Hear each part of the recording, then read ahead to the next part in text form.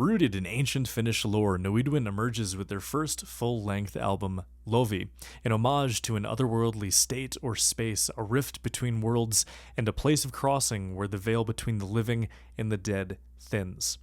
With a sound palette dominated by tagelharpa, percussion, kantele, and raw ethereal vocals, Lovi brings songs both new and revisited to Noiduin's already impressive repertoire.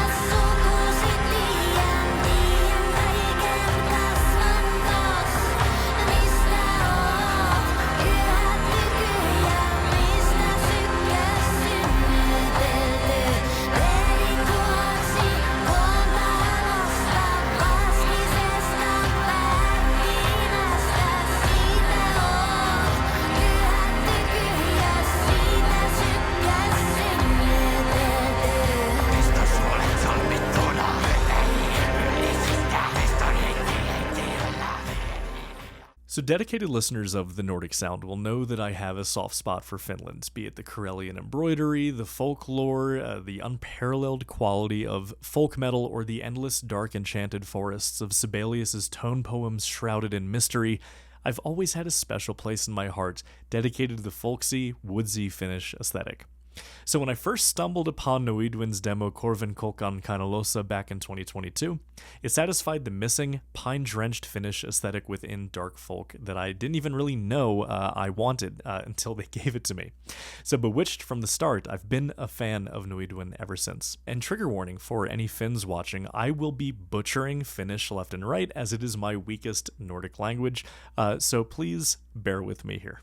Now, what I listen for the most going into a debut album like Lovi, already precipitated by a couple EPs, is development.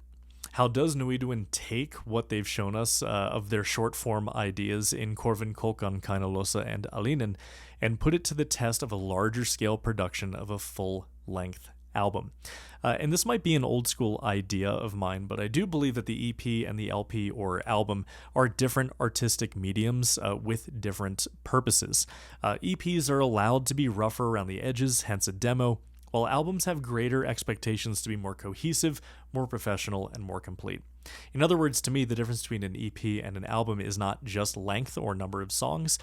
They have different intentions as an artistic medium for artists. So an artist's first full-length album, can be seen as a rite of passage of sorts from garage band status into something a little bit more serious.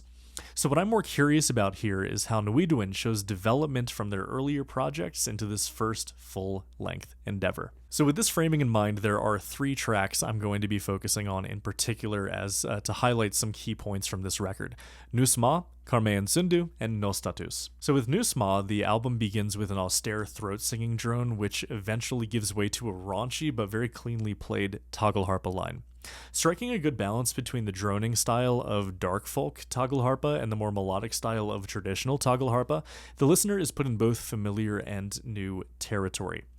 The beat transitions then into the verse in which Yamina Kervi makes a strong and steady entrance, demonstrating a new level of confidence as a leading vocalist.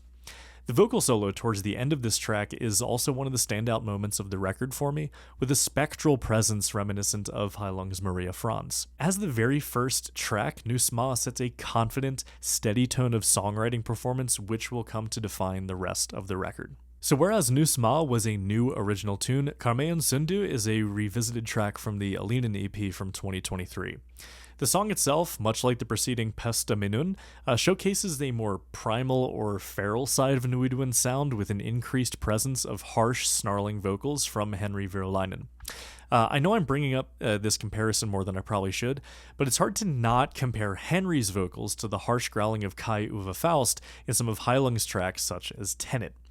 I actually really love this sound and this approach, as the juxtaposition of harsh growling to the otherwise serene, melancholic sound palette of dark folk creates a really captivating dissonance unique to this style of music. And considering it shouldn't be controversial for me to say that Heilung does not put out a lot of new music very often, I actually love that Noiduin is giving me more of this dark folk style that I really cannot find anywhere else. Beyond the song itself, the improvements over the 2023 recording from Alinen are plenty, with more depth to the production and a sharpness to the overall arrangement.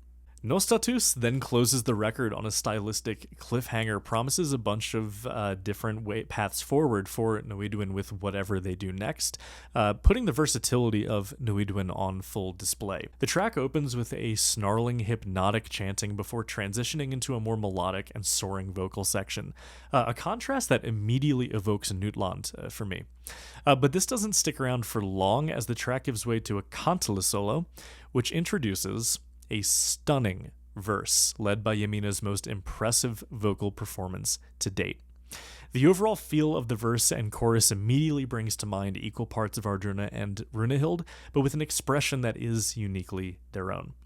This track rounds off the record with highlighting something I've really come to appreciate about Noiduin's compositional style, in that their tracks dance between the more intimate, organic numbers and more studio-heavy, atmospheric productions. By the end of Lovi, I feel as though I found a good balance of both of these stylistic sides of the dark folk genre. So I began this review discussing the importance of development to me when going into this album, but I want to clarify that it's not in the sense of a simplistic linear progression, like I only want things to get better and better, whatever that would mean, but rather looking for the ways in which Noiduin build and expand upon their artistry and their craft found in earlier releases. And to that end, between just Lovi and Alinen from 2023, Noiduin have indeed shown an immense growth and maturity in just a couple of years. But what really stands out to me by this album's conclusion is how dynamic, versatile, and alive this record is. Lovi shows us that Noiduin is not just a one-trick pony like so many dark folk bands can risk being. Instead, it feels like these musicians have put the time and effort into figuring out what it is they are trying to say with their music. And when you're in a bloated genre like dark folk right now, that is one of the most important questions you need to answer for yourselves as musicians, and it seems like they really have put the time into figuring that out.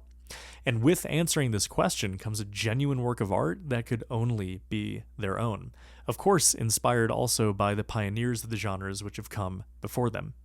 Because while throughout the tracks I have been finding comparisons between Noiduin and the titans of the dark folk genre weaving throughout the record, manifesting in different ways, both subtle and overt, it always comes organically in a way that's never imitation but only genuine inspiration, and maybe even iteration. But further, Noiduin uses their Finnish heritage to their strength, shaping a style and voice that is rooted in native traditions without being completely defined or restricted by them.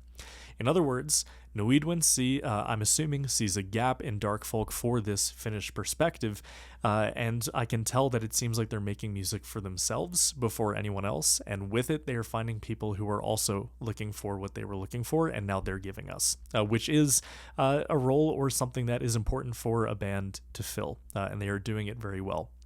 And it is albums such as Lovi that assure me that dark folk is in good hands, so long as more artists continue to show this level of dedication to their craft, rather than relying on pastiche or gimmick, or just playing it by the numbers doing something safe, right?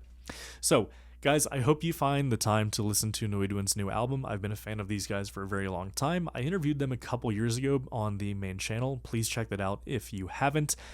They're just a great band, lovely people as well. And so please leave a comment down below if you listened to the record, what you liked about it, maybe what you didn't like about it. I'd love to hear your thoughts and talk about it some more down in the comments. So don't forget to like and subscribe. Thank you for watching, and I'll catch you later.